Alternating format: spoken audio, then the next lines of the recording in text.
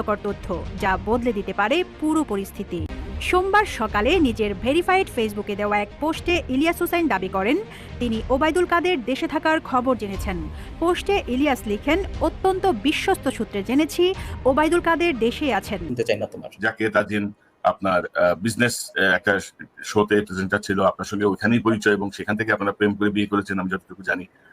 তারপরে কি হলো? অর্থাৎ আপনার স্ত্রীকে সালমান কিভাবে তার নজরে পড়লো বা কিভাবে কি হলো একটু জানতে চাই আপনার কাছ থেকে।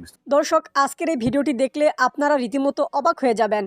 আপনারা জানেন ইতিমধ্যে আওয়ামী লীগ সরকারের পতন হয়েছে। এখন ক্ষমতায় আছেন অন্তর্বর্তী সরকার ডক্টর মোহাম্মদ ইউনূস। অন্তর্বর্তী সরকারের মাননীয় উপদেষ্টা ডক্টর মোহাম্মদ ইউনূস থাকাকালীন দেশে কি কি ঘটনা ঘটে যাচ্ছে তা আপনাদের প্রমাণ সহকারে দেখাবো। দর্শক, কথা আর বাড়াবো না, ভিডিওতে চলে যাব। তার আগে আপনাদের কাছে ছোট্ট একটি অনুরোধ, আপনি যদি আমাদের চ্যানেলে নতুন দর্শক হয়ে থাকেন তাহলে অবশ্যই চ্যানেলটি সাবস্ক্রাইব করে পাশে থাকা বেল আইকনটি বাজিয়ে দিতে ভুলবেন না। যারা অলরেডি আমার চ্যানেলটি সাবস্ক্রাইব করেছেন তাদেরকে জানাই অসংখ্য ধন্যবাদ। চলুন ভিডিওটি শুরু করা যাক। দেখলাম যে উনি সাথে সাথে আমাকে বলল যে আমি তোমাকে সময় দিচ্ছি, তুমি তাজিনকে ডিভোর্স করবা। স্ট্রেইট, আমি আর কোনো কথা শুনতে চাই না তোমার। যাকে তাজিন আপনার বিজনেস একটা শোতে প্রেজেন্টার ছিল, আপনার সঙ্গে ওইখানেই পরিচয় এবং সেখান থেকে আপনারা প্রেম করে বিয়ে করেছেন আমি যতটুকু জানি। তারপরে কি হলো? অর্থাৎ আপনার স্ত্রীকে সালমান কিভাবে তার নজরে পড়লো বা কিভাবে কি হলো একটু জানতে চাই আপনার কাছ থেকে বিস্তারিত। আমরা তো খুব সফল ব্যবসায়ী ছিলাম, আমার প্রত্যেকটা বিজনেসই খুব ভালো ছিল। তখন আমরা একটা এলপিজি বেসড একটা ইন্টিগ্রেটেড একটা প্রজেক্ট করি মংলাতে, খুলনাতে। তো সেই সময় ওই প্রজেক্টটা বাংলাদেশের একটা স্টেট অফ আর্ট একটা ফ্যাক্টরি ছিল। তো আমরা রূপালী ব্যাংক থেকে ফাইন্যান্স নিয়ে এই প্রজেক্টটা করি।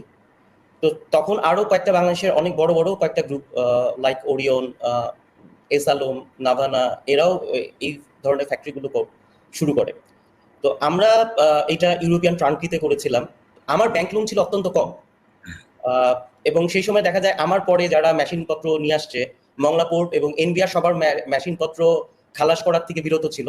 কারণ সবার এনবিআর এর কথা ছিল, মংলা পোর্ট অথরিটির কথা ছিল যে ইন্ডেক্স যে জায়গার থেকে, যে কোম্পানির থেকে মেশিনারিজ নিয়ে আসছে সেটার দাম যদি 36 কোটি টাকা হয়, আপনারা একই ক্যাপাসিটির মেশিন নিয়ে আসছেন, একই কোম্পানি, সুইডেনের একই কোম্পানি থেকে, আপনাদের মেশিন ভ্যালু কিভাবে 150, 200, 400, 500 কোটি টাকা হলো।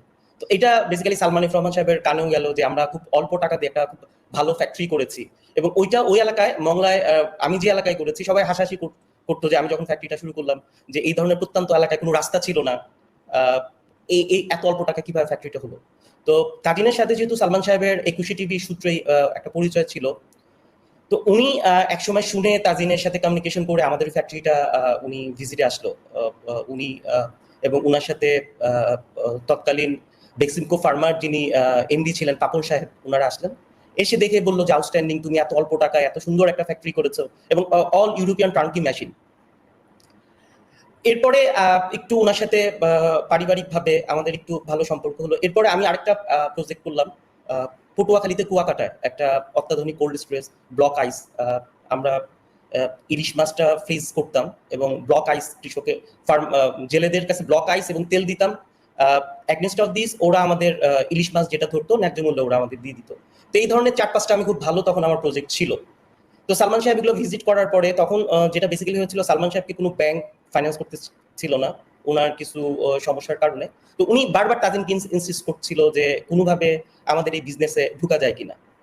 তো একটা সময় তাজিনের কথা হলো, বাবার বয়সী একটা লোক, তোমার বাবা যদি তোমার কাছে এইভাবে রিকোয়েস্ট করতো, তুমি তো রিজেক্ট করতে পারতো না, তুমি এইটা, তোমার বাবার বয়সী একটা লোক, আমরা আসি।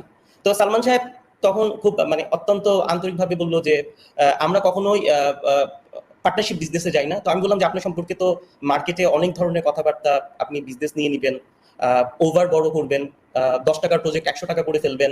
বললো না, এটা তোমার সাথে কোনোদিন কখনো কোনোভাবে হবে না। এইভাবেই বেসিক্যালি ওনার সাথে ব্যবসায়িকভাবে আমার পরিচয়টা শুরু হলো। এরপরে মূল সমস্যাটা হলো যখন আমরা রূপালী ব্যাংক থেকে লোনটাকে ন্যাশনাল ব্যাংক উনি নিয়ে গেলেন।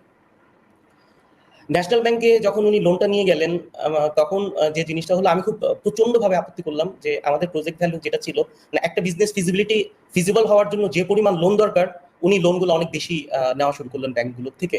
এবং তখন আসলে যেটা সত্যিকার হয়েছে, সে সময় উনি এত প্রচন্ড রকম ক্ষমতার অধিকারী ছিল যে আমার সর্বোচ্চ দিয়ে আমি চেষ্টা করেছি, বোর্ড মিটিং আমি বলেছি, আমি ওনার ছেলের সামনে, ওনার ভাইয়ের সামনে আমি চেষ্টা করেছি আমার ভয়েস রেজ করার জন্য যে আপনি এগুলো ঠিক করতেছেন, এগুলো ভুল করতেছেন, কারণ বিজনেসটা ফাইনালি কিন্তু এটা একটা লুজিং কনসার্ন হয়ে যাবে। ব্যাংক থেকে যখনই আপনি একটা ফিজিবল প্রজেক্টকে ওভার বরোইং করবেন, এটা কখনো আর ফিজিবল বিজনেসে থাকবে না। এই কয়েকটা বিজনেস নিয়ে ওনার শুরু হলো, ওনার সাথে আমার কনফ্লিক্ট। গ্লোবাল এলপিজি আরেকটা আমার ফ্যাক্টরি ছিল। তো গ্লোবাল এলপিজির ব্যাপারে আমার প্রচন্ড আপত্তি ছিল যে আমি 1 টাকাও ওভার বরোইং করবো না, কারণ দিন শেষে আপনার যে বয়স, আপনার যদি কিছু হয় টোটাল লাইবিলিটি তো আমার উপরে চলে আসবে। আমি এটা কোনোভাবেই আমার পক্ষে সম্ভব না।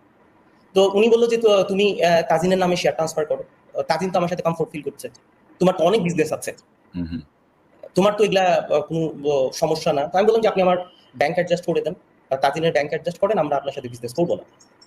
তো ওনার সাথে অলমোস্ট আমার একটা ফাইনাল ডিল হয়ে গেল যে উনি আমার ব্যাংক করবেন, এবং উনি অ্যাকর্ডিংলি আমার লাইবিলিটি গুলো উনি ব্যাংকে না দিয়ে উনি আমার শেয়ার গুলো, একটা কোম্পানি শেয়ার উনি টেক ওভার করে দিল। তো আমি দেখলাম যে এখন উনি অত্যন্ত প্রভাবশালী লোক, এইভাবে আমার একটা এক্সিট পয়েন্ট নেওয়া আমার জন্য বেটার। তো আমি তাজিনকে বললাম যে তাজিন, তুমিও তোমার কোনোভাবে ওয়ে নাই, তুমি একজন হাউস ওয়াইফ, আমি আমার শেয়ারগুলো তোমার নামে দিয়েছি, তুমি বিজনেস আসো নাই, বিজনেস এরিনাটা ডিফারেন্ট। তো তুমি এটা, আমি যখনই তাজিনের শেয়ারগুলো সালমান সাহেবকে বললাম যে আপনি এটাও সেটেল করে ফেলেন, কারণ আমার গুলশানের বাড়ি অনেক কষ্ট করে, কারণ আপনি কনক ভাই আমাকে দেখেছেন, আমি অনেক কষ্ট করে এই বিজনেসগুলো আমি শুরু করেছি। আমার বিয়ের পরের একদম খুব রক্ত ঘাম করা পয়সায় গুলশানের বাড়িটা। তো আমি তাজিনের নামে এই বাড়িটা আমরা বিয়ের পরে একরকম মানে উপহারের মতো তাজিনকে আমি এটা গিফট করি। হঠাৎ আমি শুনতে পারলাম যে এই বাড়িটা তাজিন মর্গেজ করেছে আইএফআইসি ব্যাংকে, সালমান সাহেবের আরেকটা প্রজেক্টের অ্যাগেইনস্টে। তো খুব নরমালি তো আমার রিয়াক্ট করার কথা, আমি সেইভাবেই রিয়াক্ট করি।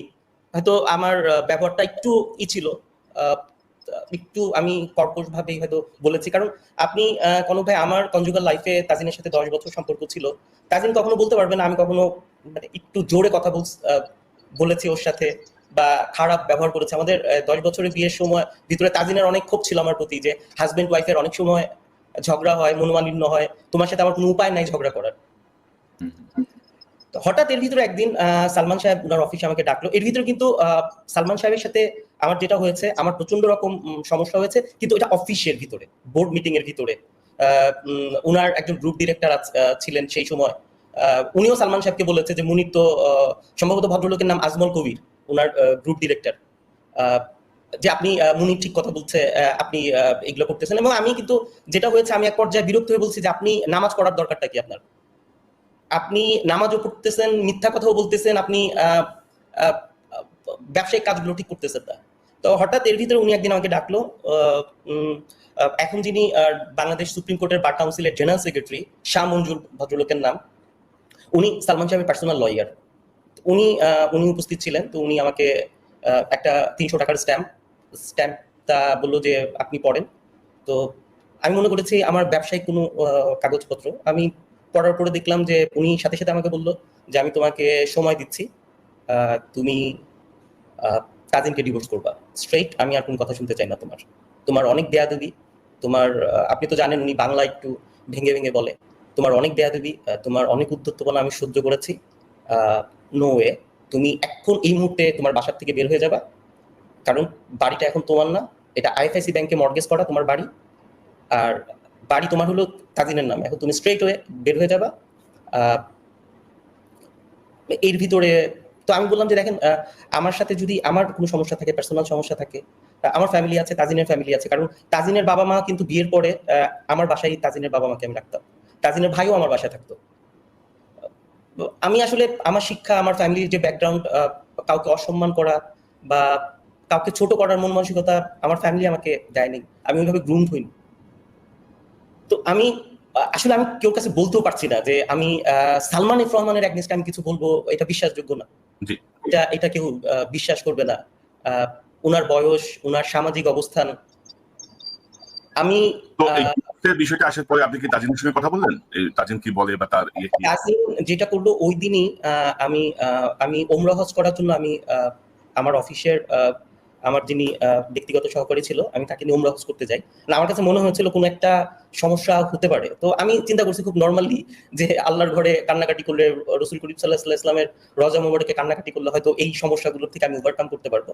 তো এর আগে যেটা হয়েছে, 1 মাস আগে আমার গুলশানের বাসাটা তাজিন বললো যে আমরা ইন্টেরিয়র করবো, আমরা পাশে আরেকটা ফ্ল্যাটে যাই, এর ভিতরে আমরা বাসাটা ইন্টেরিয়রের কাজ কমপ্লিট করে ফেলবো। আমি বললাম ওকে।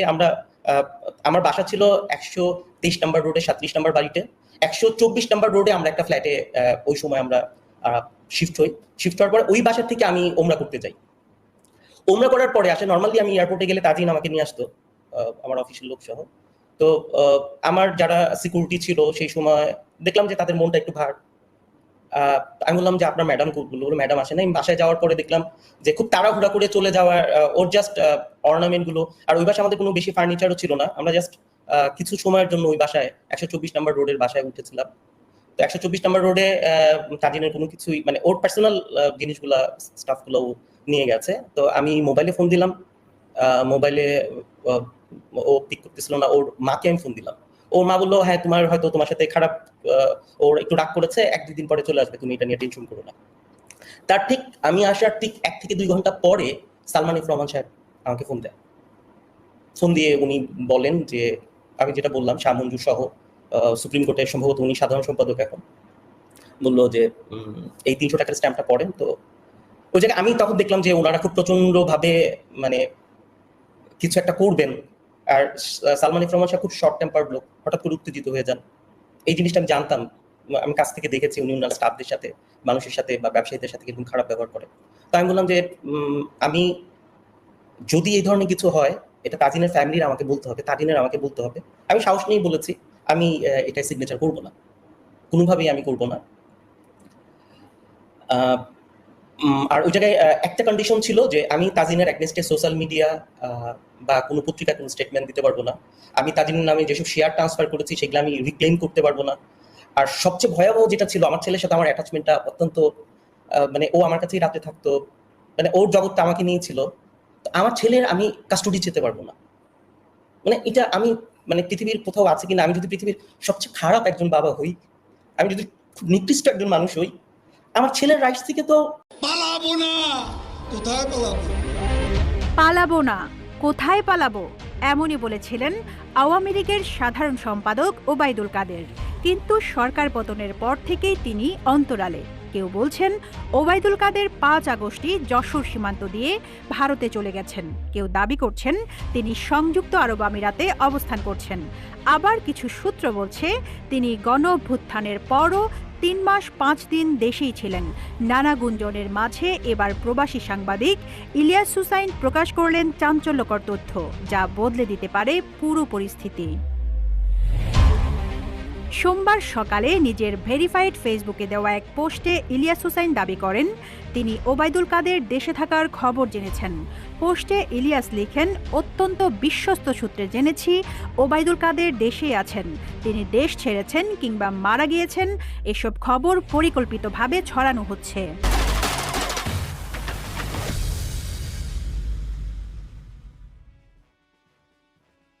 এর আগে ওবায়দুল কাদের মারা গেছেন দাবিতে ইলেকট্রনিক গণমাধ্যমে 3টি ফটোকার্ড সামাজিক যোগাযোগ মাধ্যমে ভাইরাল হয়েছে।